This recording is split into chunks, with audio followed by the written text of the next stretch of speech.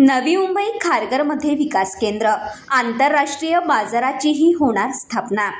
मुंबई महानगर प्रदेश हे आंतरराष्ट्रीय दर्जाचं आर्थिक विकास केंद्र अर्थात ग्रोथ हब म्हणून विकसित करण्याचा निर्णय राज्य सरकारने घेतला आहे।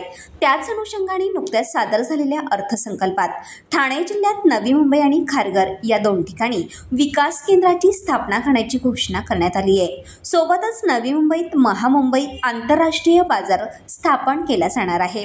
रोजगार वाढीसह येथील विकासाला यामुळे चालना मिळेल। नीती आयोगाच्या शिफारशीनुसार मुंबई महानगर क्षेत्राला जागतिक आर्थिक केंद्र म्हणून विकसित केलं जाईल।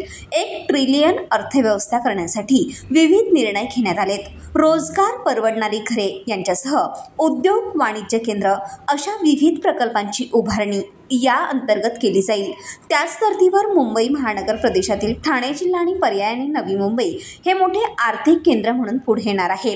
काही दिवसांपूर्वी याच पार्श्वभूमीवर लॉजिस्टिक पार्कची घोषणा करण्यात आली। यात भिवंडीत हे पार्क उभारलं जाईल।